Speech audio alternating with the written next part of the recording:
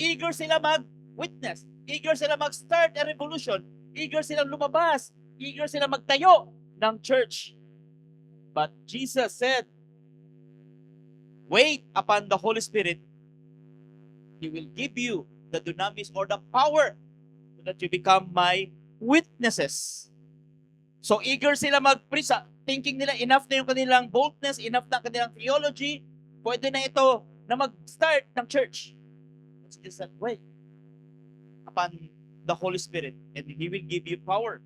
So while waiting, 120 believers, nag-pray sila sa upper room while waiting. And then, bumaba yung Holy Spirit, in-empower sila, at the rest is history.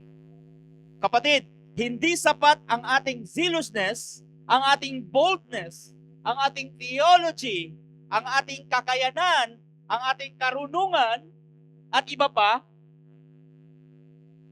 para mag-start ng ministry na binibigay sa atin ng Panginoon. Outside from His power, walang mangyayari sa ating buhay at sa ministry. Walang ibang paraan na mag-move ang Panginoon sa ating buhay, kundi sa ating panalangin. Now, although it's not our prayer has the power. Hindi yung tipong, Lord, nag-pray and fasting ako, 1 month itong pray and fasting namin hanggang July. O sir, natapos namin yung pray and fasting namin, wala kang choice, Lord, kung hindi, ibigay mo yung aming kahilingan. Kapatid, hindi po ganon. We cannot manipulate God. We can only submit to God. We pray not because our prayer is powerful, but we pray because we pray to all powerful God. Okay? Yung sa object ng ating prayer ay powerful, hindi yung ating prayer itself. Although ino-honor ng Panginoon. Prayer is powerful not because of the one who prays, but because of the one who hears our prayer. That's why, hopefully, sa message, simple message nito, simple lang talaga ito. Alam na natin ito kasi na ang goal ko lang talaga is ma-encourage tayo na manalangin at meron kong kapangyarihan sa manalangin. Kasi itong prayer sa ministry, itong ministry of prayer, ito yung pinakamahina ng ministry sa church. Kasi alam mo kung bakit? Tuwing prayer meeting nga, pwede maglaro ng takot. At parang aalok mo lang. Kasi kung tayo naniniwala na ang prayer ay sinasagot ng Panginoon, matutunan talaga ito.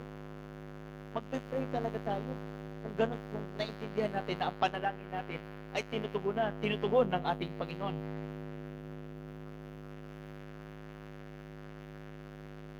Okay? Alam natin na ang revival ng church at ministry ay ibinigay, ay ito ang bloodline. Ang prayer, ang bloodline ng ating revival sa ministry na ibinigay ng ating Panginoon. Kahit sa Old Testament pa lamang, sinabi niya na sa Chronicles, if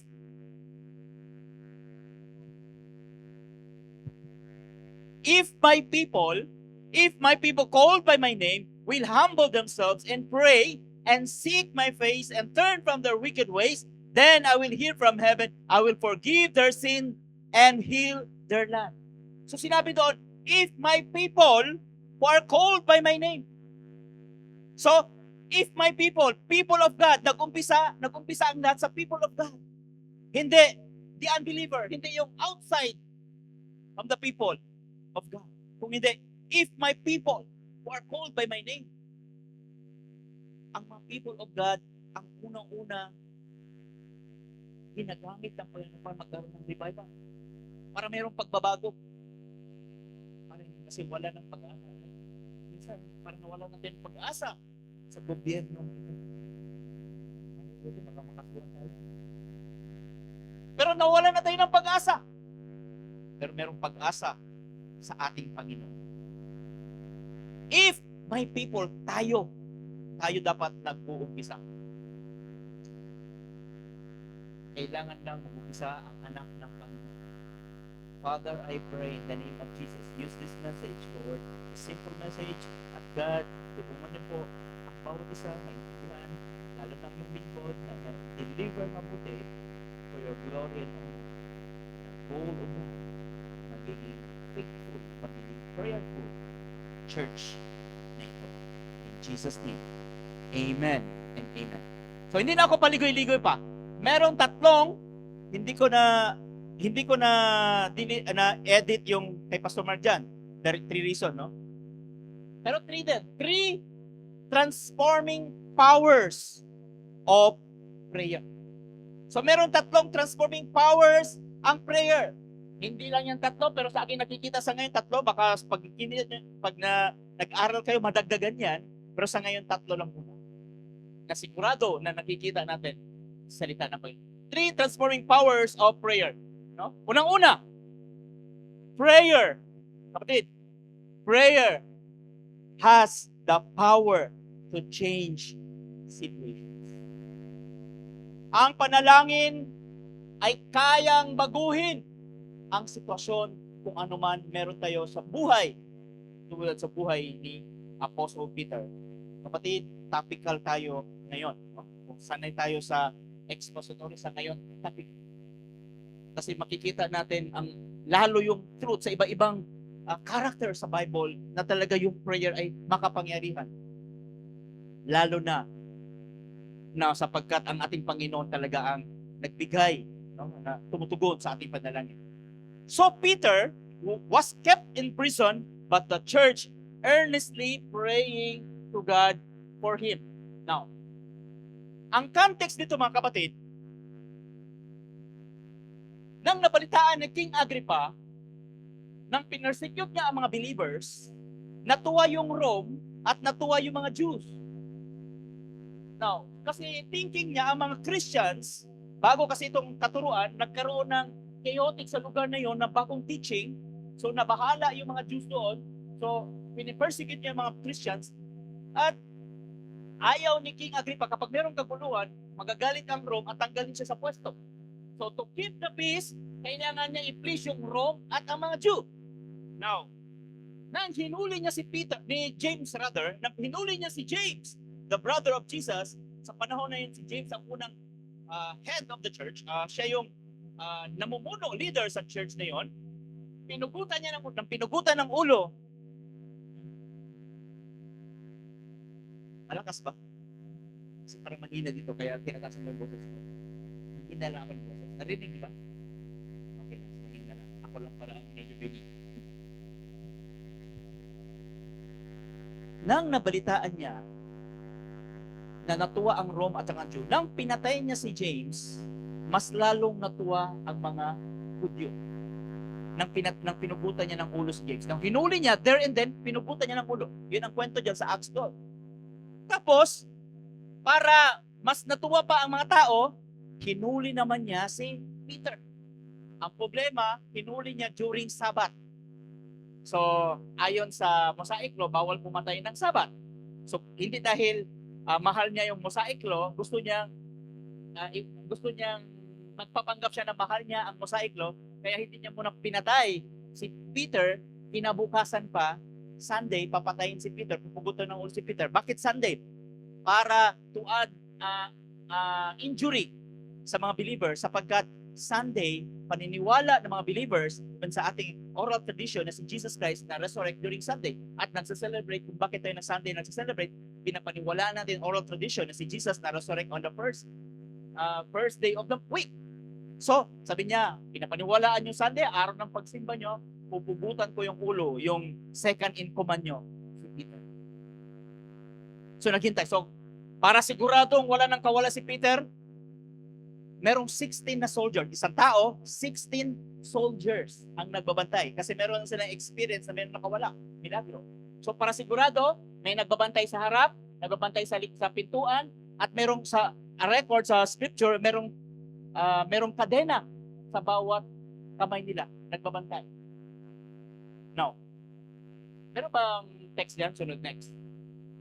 The night before Herod was bring to him to trial para pupugutan niya, Peter was sleeping between two soldiers. Now, ito ang kagandahan. Kung ikaw malalaman mo na papatayin ka na bukas, makakatulog ka kaya? Bakit?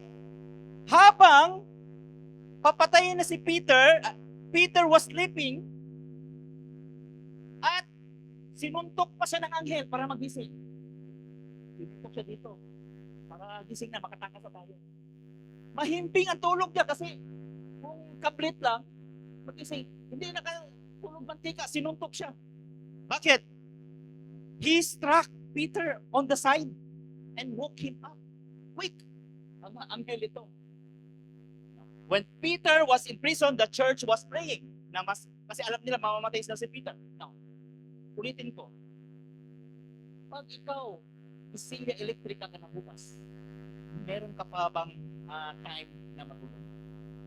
Ayon sa death row, nakikita ko, nagbabasa ako ng death row, 1 week, hindi sila matulog kasi gusto nila parang namnamin yung araw.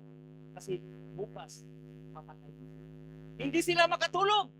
Pero si Peter, naalala niyo yung kwento, siya din ang sumulat. Cast all your cares. Siya din yun. Problema ko, patay na si James, wala tayong magawa. Hindi patay, ibigay ko na sa'yo, ikaw na. Mahimbing ang kanyang pagtulog. Peter was in prison. Ang gobyerno against sa kanila, hindi sila pwede magprotesta. Wala silang kakayanan. But the church was praying consistently. Ito ang sinabi sa verse 5, di ba? Prayer was in prison, but the church consistently praying. And lo and behold, nagpadala ang Diyos ng anghel. Nakatakas si Peter at pumunta si Peter. Gusto niya magpasalamat kasi nabalitaan niya na siya ay nagpe-pray, na habang nakukulong siya, ang church nagpe-prayer meeting. Palakpakan muna natin. Overnight prayer meeting. Lord, iligtas mo talaga si Peter.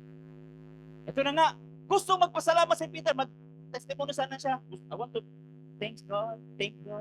Kasi naligtas ako. Kinatok niya yung pintuan kasi nagtao doon. Sabi niya, gusto niya sabihin, okay, tama na yung panalangin niyo kasi ligtas na ako. Pagkatok niya, so yung isang bata, young people, siguro hindi nag-pray yun ang umalis. Pumunta. Binuksan niya. Kasi yung young people ang si Rhoda pa talaga ang pangalan. Hindi ko binanggit yung Rhoda kasi meron kami young people doon, Rhoda. Mga sabihin. So binuksan niya, nakita niya si Peter. So sobrang excited niya, ay nakita niya sa pintuan si Peter. So sobrang excited niya, hindi niya nabuksan yung pintuan. Pumunta siya doon sa nagpe-pray. Uy, sate! Si Peter na sa labas. Tinugon ng ating Panginoon ang ating panalangin. Hallelujah! Palakpakan ba sila? Nagpalakpakan ba? Hindi. Ni-rebuke si Rhoda. Tumahimik ka dyan. Yung nakita mo, multo. So imagine, ina-anticipate na namatay na si Peter. Nagpe-pray siya na maligtas, pero ina-anticipate niya na, patay na talaga yun. Multo yun, hindi yun si Peter. Kapatid, tingnan niyo mabuti yung irony. Nagpe-pray sila na maligtas si Peter. Nang tinugon ng Panginoon ng kanilang panalangin, hindi sila maniniwala. But still, God honors their prayer.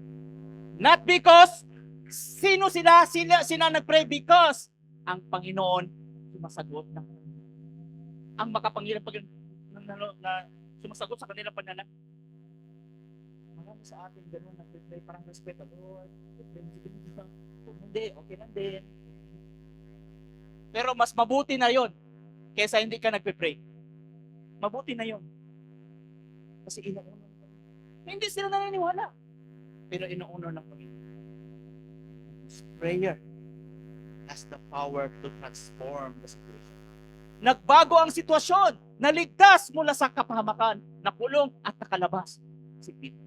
Now, kaya bang anong sitwasyon natin ngayon na kaya bang baguhin ng Panginoon ng kung anong present situation natin? Gusto ko lang i-share. Alam niyo po, kagabi habang nag-aaral ako sa Shuttle Steps, na worth 800 yung nakain. Habang nag-aaral ako, biglang nag-pop yung finance. Jam si Las Piñas. Ayoko tingnan kasi alam ko na. Pero na-tempt ko, natingnan ko. Ayaw ko sana ma-distort kasi gusto ko mag-aaral mabuti. Ayoko ng problema.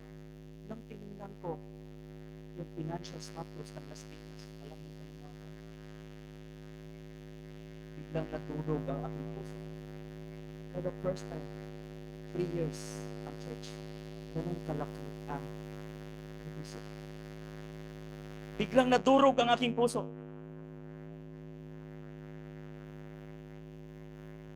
At sinyan ko ito.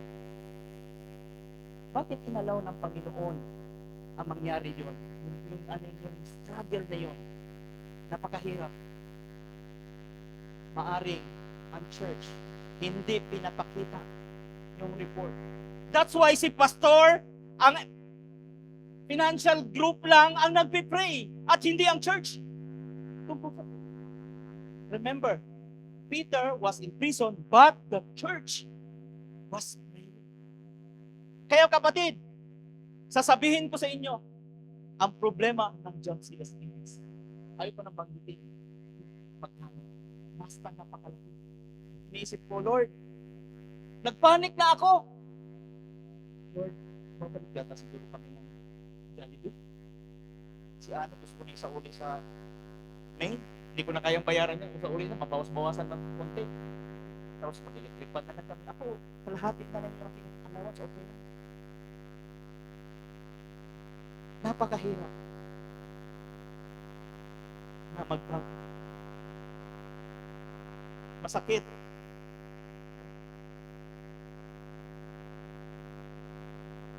Kaya, kapatid, sinasabi ko, ini-present ko ito. It's high time, sabihin talaga yung problema. Ang church na ito, parang okay lang, something. Parang wala kayong ka-concern kung ano nangyari sa church na ito. Kasi hindi nyo nadama. Pero pinagpakita, kaya bilang isang pastor, kailangan maging sabihin talaga yung problema nang sa ganon, ang church at magpe-pray. At pag nagpe-pray ang church, sigurado tayo, God will move. Nagpapanik ako. Alam nyo, noong 1990s kami ni Pastor Bishop. 5,000 lang yung renta, hindi kami makapagpapahit. Nakita ko yung mukha ni Bishop. Nabit sa mga mo, sakit yung sakit ng rang na pula. Maroon pala, maroon tayo. Hahanap tayo na utangan na membro pang bayan. 5,000. So para kami doon, nag-text kami kung sino mautangan, hinihintay pa talaga namin na makalabas yung membro para makautang. Nakikita ko, parang napakahirap bayaran, maraming problema and everything. Pero hindi natin kung titingnan natin fast forward, yung problema na yon, si Bishop na problema, ako na problema, pero hanggang ngayon, sinasamahan pa rin ng Panginoon. At nagpapatuloy at lumalago. Lord, naapektuhan ako noong 1990s. Bakit hanggang ngayon naapektuhan pa rin ako? Siguro, dahil hindi ko sinishare. Sabi ko sa church, sige, ito na ang problema. Kayo na bahala dyan. Kasi ako, kahit magsarado ang church, merong 4,000 churches na pwede kong applyan. 4,000 churches na pwede kong applyan. Pero alam ko, hindi lang kaya natin sa kanya. Pero ba't nagkakaroon ako ng birth, mga kapatid? Actually, hindi lang naman yan negative. Last year pa man, negative na kami. Pero bakit hanggang ngayon nagpapatuloy pa rin ang gawain? Siguro kulang lang talaga sabihin. Kaya nga, tulad ni Peter, to cast all your burden, i-cast sa Panginoon, i-cast din sa miyembro para mahati-hati din sa problema. Ha? Alam niyo ba kung anong problema ng church nito? Wala silang talaga. Kasi ayaw natin, feeling natin okay lang, kaya natin. Kapatid, the scripture says, church must. Sabihin natin, Giselle, magkano ba? But praise the Lord. Natugunan na ang problema ng pinansyal. Ang problema lang, nasa inyo pa ang pera. Pero kung sabay-sabayan, ibigay, solve ang problema. Kasi kapag tayo nag-pray, 1990s, sa Old Testament, New Testament, hanggang 2026, kaya pa rin magbago ang sitwasyon kapag ang church sama-sama manalangin. Kapatid, ano ang mga sitwasyon ngayon na parang imposibleng baguhin yung Panginoon sa iyo? Anong sitwasyon yan? Financial problem ba yan? Family conflicts ba yan? Ministry challenges ba yan? Or personal challenges, Lord? Ang edad ko, nasa letter M na ng bingo. 35. Ito malapit pa man ang nasa N na ako.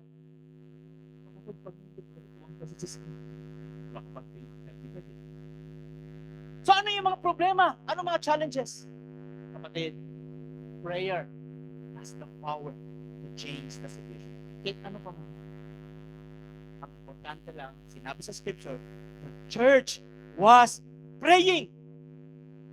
At tingnan mo, kahit hindi sila naniniwala, pero sabay-sabay na nanalangin, tinugon pa rin ng Panginoon. Kapag ang ating Panginoon, makapangyarihan sa lahat. Palakpakan po natin ang Panginoon. Napaka-simple lang ang message na ito.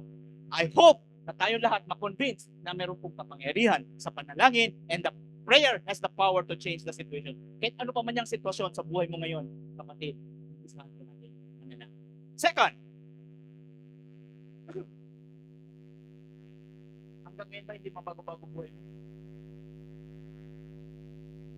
Prayer has the power to transform lives. But the tax collector stood at a distance. He would not even look up to heaven, but beat his breast and said, God, have mercy on me. I am a sinner. I tell you that this man, rather than the other, went home justified before God. Ano ang context yan? Ano ang context yan? Si Jesus nagkwento ng about parable. Meron daw tao, dalawang nanalangin. Yung isang self-righteous, sinabi niya, Lord, I thank you. Salamat, hindi ako tulad ng tax collector na yan, makasalanan. Ako nagpapasalamat sa iyo. Ako nagbibigay. Ako nagpo-fasting. Ako nagbibigay ng tithes. At hindi ako makasalanan tulad ng tao niya. Tax collector, nag-pray. Simple prayer. Sabi niya, the tax collector stood at the distance, malayo, sa tabernacle, sa temple. Hindi man lang halos makatingala sa langit. At ginanon ang kanyang puso. At simple. Ilang words ito? 1, 2, 3, 4, 7 words. God, have mercy on me, a sinner. Simple and honest prayer. 14 says, I tell you that this man, rather than the other, went home justified before. Nagtataka po tayo hanggang ngayon, hindi po nababago-bago ang ating buhay. Kahit marami na nagpipray sa atin na magbabago tayo. Nilay hands ka na ng nilay hands. Pinapasting, hindi pala nagbabago yung sincere prayer, even a simple prayer. A sincere, a genuine prayer. Why? The power of prayer reveals the condition of our hearts. Reveal the conditions of our hearts. When we pray, when we sincerely pray, God reveals the true condition of our hearts. Kapatid, kapag sincere ang ating gustong manalangin sa Panginoon, ipapakita sa iyo ng Panginoon ang iyong pagkukulang. At nung sa ganun, tatanggapin mo ang iyong Panginoon. And then magkaroon ka ng transformation. Bakit hindi ka pa rin nagbabago?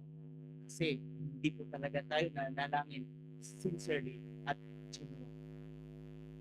No, tingnan mo ang prayer nito. Short lang. Hindi kailangan ng mga mahaba. Hindi kailangan mo umupo at i-deliverance ka. Simple prayer, the Lord.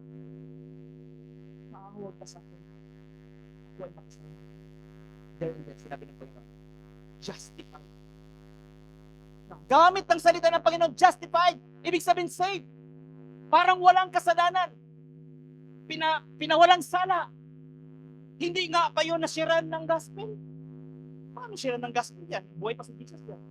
Ano yung share niya yan? So, nakikita mo. na sigurado magta-transform. At ako'y naniniwala, isang araw nakilala niya ang Panginoon kasi nakikita niya ang pagkukulang. Kapatid, pag hindi mo kasi nakikita ang iyong kasalanan, mahirap mong tanggapin. Look at Isaiah. Nang lumapit siya sa Panginoon with sincere heart, nakita niya ang kanyang sarili. Lord, have pity on me, whom I am clean lips.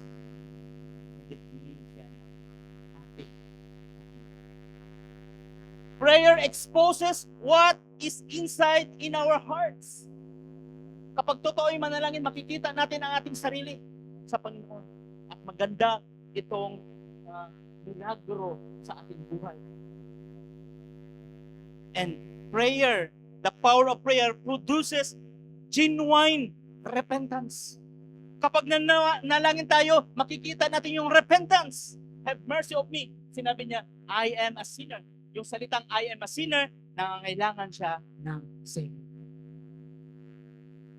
At nagpakita ang ating Panginoon. Kaya pa magbago. Kapatid, meron ba tayong mga tao na hanggang ngayon hindi pa nagbabago? Matagal ka nang nagpipil, anak mo, bahay mo, ikilala mo, hindi pa rin nagbabago. Isahan ko na sa ating panalangin, tayo muna ang ginagawa natin. Makikita natin, magbabago din yung mga tao pinapanalangin. Now, makikita natin sa tax collector from guilt to justification. Nagbabago. Ano pa? Soul's conversion from persecutor to preacher. Bakit? Behold, he is praying. Nanalangin nagbago. Sa tingin nyo ba walang nananalangin kay Apostle Paul na pinipersecute? Of course, maraming po siya nanalangin. At tinugon ng ating Panginoon. Tayo kasi pagkakong tao, maalat kami katuloy pag-pray. Sino nag-pray sa ating bansa? Mabilis tayo mag-pray. Nanalangin pa talaga tayo. The Word of God says, pray for those in authority. Mabilis na. Pero kahit parang wala ng pag-asa. Pero siya, soul, persecutor, killer, walang pag-uwi ng buhay. Kapatid, kung meron ka nakikita na sa tingin na parang imposible, meron pong kapangyarihan ng makapag-transform ng buhay.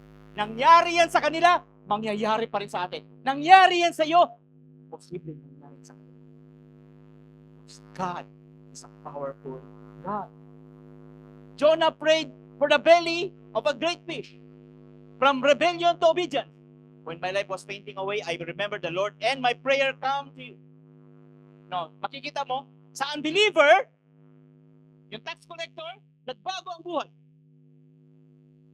Yung pinakarumal-dumal na prayer, na tao, binago pa rin ang buhay sa pamagitan ng prayer. At kahit backslider, Jonah, nagbago din. From rebellion to obedience. Maraming rebellious na believers. Maraming nag-choose. Rebellion. Kaya pa rin magbago sa pamagitan ng ating panalangin. Prayer is God's spiritual MRI. When we pray sincerely, God exposes pride, bitterness, selfishness, fear, and unbelief. Transformation begins when we allow God to search our heart. Search me, O God, and know my heart. Kapatid, hindi ba kayo napapagod? At alam ko ang Holy Spirit nagsasabi sa inyo, meron kang kailangan baguhin.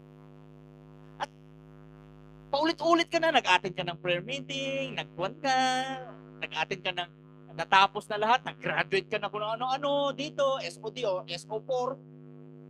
So, hindi pa rin nagbabago. Sinabi doon, simple and honest prayer. Meet God in a very special way. God will transform our lives. Sabi ni David, search me, O God, and know my heart. Kasi kapag totoo talaga tayong gustong bumalik sa Panginoon, God is going to reveal His mercy. Sabi ng Panginoon, if you seek me, you will find me. If you seek me with all of your heart. Ang problema, hindi tayo nagsisik. Parang inaasa lang natin na manalangin kita, pag-pray mo ako para magbago ako. Inaasa lang. Although ino-honor din lang. Pero kapatid, 7 words lang. Lumapit siya sa kanya. He was justified. Ganon kakapangyarihan ang kayang baguhin kung anumang sitwasyon, kayang baguhin kahit dumal na tao for His glory. Huwag po nating sukuan kung sino man ang mga tao ito na matagal natin pinag-pray hanggang ngayon hindi pa rin nakabalik sa atin. Kahit anong turo mo dyan, kahit anong pano dyan, because prayer is the power. Sinabi ko sa inyo na may ito. Prayer has the power to transform the situation. Prayer has the power to transform our lives. And lastly, kung hindi man kayang baguhin ng Panginoon ang sitwasyon, kahit hindi kayang baguhin ng Panginoon ang mga tao na ito, hindi pa siguro kaya baguhin sa panahon natin. Pero sigurado, kayang baguhin ng Panginoon ang ating pananaw, ang ating perspective. Prayer has the power to redefine our perspective. Magbabago ang ating pananaw tungkol sa ating Panginoon. Magbabago ang ating pananaw tungkol sa ating theology. Apostle Paul says, Corinthians chapter 12, 3 times I pleaded with the Lord to take it away from me, but He said to me, my grace is sufficient for you, for my power is made perfect in weakness. Therefore, I will boast all the more gladly about my weaknesses, so that Christ's power may rest on. Now, sabi sa mga scholars, Apostle Paul is next to Jesus. Si Apostle Paul ay super apostle. Si Apostle Paul, marami siyang nasulat na scripture. Si Apostle Paul, marami siyang binuhay na patay. Marami siyang mga nangyari, persecution na nalusutan niya. Nakaakyat na sa langit. Pinakita ng Panginoon, nakita niya ang Panginoon personal. Pero itong simple request niya, Apostle Paul, 3 times siya nag-pray, Lord, this thorn of the flesh, tanggalin mo. Kung ano man itong thorn of the flesh, sabi nila cancer, sabi nila katarata, sabi nila persecution, sabi niya loneliness, o sabi doon weaknesses, kung ano pa man yan, tanggalin mo ito. Pero ang dapat sana, tinugon ng Panginoon. Tinugon niya nga yung mga pinakamahirap. Itong simple na ito, hindi niya tinugon. Sinabi lang siya ng Panginoon, grace is enough.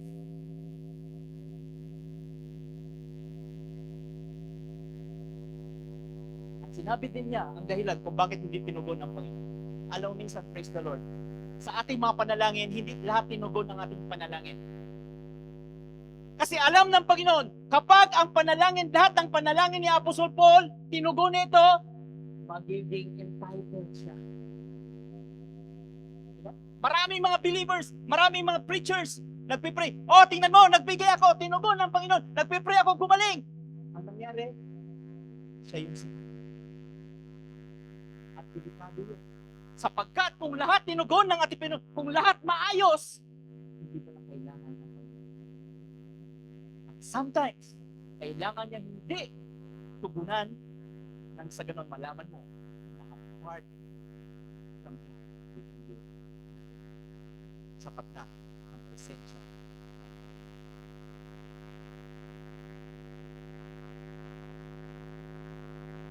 Sometimes, prayer has the power to change our perspective about our circumstances.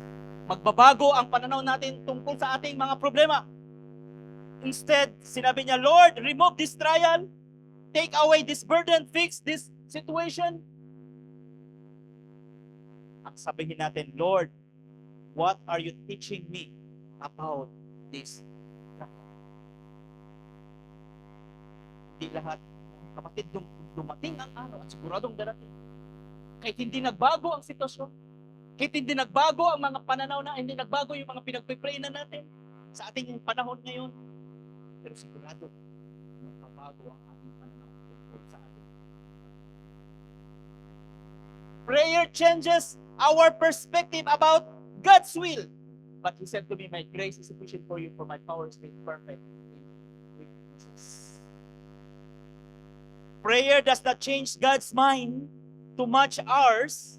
It changes our hearts to align with His will.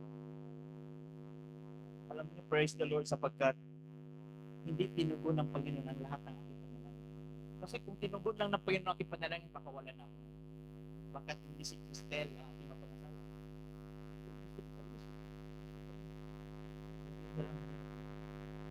Kung tinugon yun, hindi ako masaya. Nagpapasalamat. Now, ang makikita din natin, it has the power to change our perspective about our weaknesses. Magbabago ang ating pananaw tungkol sa ating problema. Magbabago din ang ating pananaw tungkol sa ating mga weaknesses. Example, hindi ako marunong, hindi masyadong matalino. Hindi ako marunong mag-preach. Magbabago ang ating pananaw. Bakit? Dito natin makikita. Kahit hindi ka marunong mag-preach, kahit hindi, kayong accent mo iba-iba, kahit hindi pa ka marunong mag-pray, pero pag nangangailangan ka tulong ng Panginoon, pupunuan ng Panginoon pupunuan niya sa pamitan ng kanyang kapangyarihan ang iyong weaknesses. At masyasyak ka. Kahit simple ka, kahit ganito ka, kahit wala ka masyadong pinag-aralan, gagamitin ka. Amen? Now, minsan, hindi sinasagot ng Diyos ang ating mga hinihiling sa panalangin dahil meron siyang mas dakilang layunin. Ang dakilang niyang layunin, hindi baguhin ang ating kalagayan, kundi baguhin ang ating pananaw tungkol sa Kanya. Sa halip, alisin ang ating pasanin, binigyan niya tayo ng lakas upang malampasan ito. At ang Kanyang biyaya ay laging sapat. At ang Kanyang kapangyarihan ay pupupuno sa ating. Hindi tinugon ng Panginoon ang request ni Apostle Paul. Pero binigyan siya ng kapangyarihan, binigyan siya ng lakas, kahit sa kanyang huling hininga, he remained faithful. Kahit hindi tinugon ng Panginoon ang kanyang.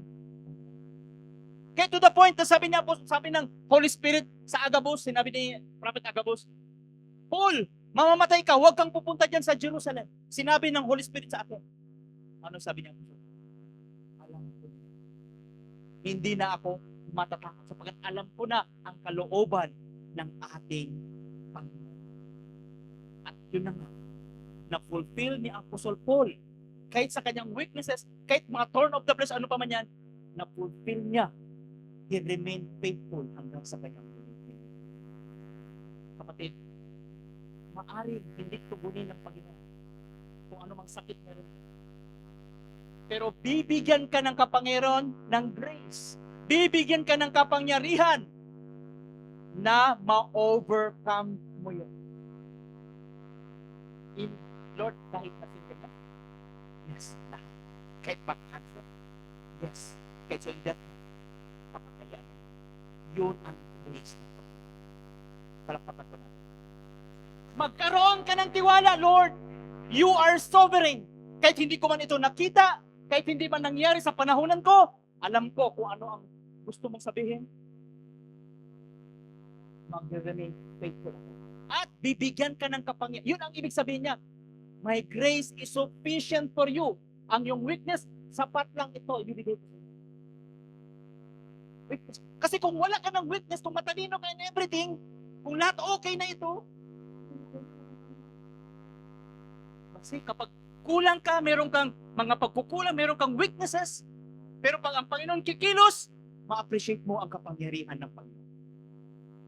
Ma-appreciate mo. No, ngayon, problema namin, magsisirado na. Pero kapag tinugon ng Panginoon, di ba, 3 years na kami. Tapos 10 years nakalipas, God willing. Nandoon pa rin kami. At kung sakaling sa Jollibee pa rin kami, hindi pa rin magbabago. God is, kapatid, Yan po ang kapangyarihan ng panalangin. Napakapangyarihan po siya. Kahit hindi nagbabago yung sitwasyon, hindi nagbabago yung pinapanalangin mo, sigurado magbabago ang pananaw mo tungkol. At maintindihan mo. At magtitiwala ka. That's why sabi niya po sa Timothy, willing ano pag yun ang grace. May struggle? Yes. Pero bibigyan ka ng kapangyarihan ng Panginoon para ma-overcome. Hopefully, maintindihan mo. Bakit po sinasabi dito? Para i-encourage ang bawat isa. Ang church mismo na meron pong kapangyarihan sa kanila. Bakit? Sapagkat ang Diyos natin ay makapangyarihan sa lahat. Ang final appeal ko sa atin. Kung hindi kayo maka-attend ng prayer meeting dahil sa mga kadahilanan, trabaho siguro, life, or death man yan, by all means, kailangan mag-church kayo. Mag-prayer meeting, mag-pray. Kung hindi kayo mag-attend sa prayer meeting, sa inyong small group, kung hindi kayo makawala kayong small group sa ngayon, sa inyong one-on-one, isama ang panalangin. Isama ang church. Ang problema ng church, ang ministry ng church, higit sa lahat, kahit sa inyong personal na buhay, isama po. Yun po ang purpose kung bakit tayo nagkaroon ng series na ito. Sapagkat na-discern ng church, na-discern, naramdaman na ang church ay hindi nagtutulog. Kasi nararamdaman niya. Nadi-discern niya. Baka nga, wala ni isa sa inyo nag-pray sa akin. Sige, sino nag-pray sa akin? Nagbibit tayo parati eh. Pero kayo, wala. Paano pa kaya yung ministry? Yung pastor na, ilan lang naman niya sila. So paano ang pagpapalain ang gawain ng history? Nagsasabi, lahat ng revival nag-umpisa sa isang panalangin. Kapatid, maniwala kayo sa hindi, pero maniwala na lang kayo para mas mabilis. Mag-pray talaga. Ha? Nakumbinsi ko ba kayo? Sabi ko, durog na Lord. Thank you talaga, nakita ko yung problema na ito. Kaya hindi ako nakatulog. Dahil hindi ako nakatulog, nag-pray talaga ako. Sana, ito, maganda na. Pagkasama ko na kaya mga Kristo. Kahit anong paraan para makasurvive lang. Now, manyan, wrong motive, maari, wrong motive. Pero sabi niya po sa Paul, kahit wrong motive, para sa glory ng Panginoon, posible. So church, dahil dalawa lang tayo dito sa Manila, pwede ba isama niyo? Konti lang naman mo. Jump sila sa Pinas lang dito pa masama? Ha? Isama niyo, okay? Panginoon, salamat, Lord, sa mensahe na ito. I pray in the name of Jesus, Holy Spirit, thank you. Convince us, empower us, convict us, Lord, that there is power in prayer, that it can change situations. It can transform lives. Kahit gaano man karumal-dumal na buhay. At kung sakaling hindi man tugunin sa panahon namin, hindi man nagbago ang sitwasyon, hindi man nagbago ang mga panalangin namin, Panginoon, sa aming panahon in lifetime, God, change our perspective. Cause us to believe, cause us, Lord, na mapapaniwala namin that you are sovereign, that you are in control. Give us power, Lord God, in our weaknesses, na makasustain kami, makapagtapos kami, Panginoon, makapag-retirement kami, Panginoon, sa gawain na ito, hanggang sa aming huling hininga, we will remain faithful because we're going to the cross. It is our prayer. Share po ang burden ito. God, when the church, when the people of God prays, go because it is your will. Thank you. Bless this church. This church will become a prayerful church. For your glory and honor. In Jesus' name. Amen.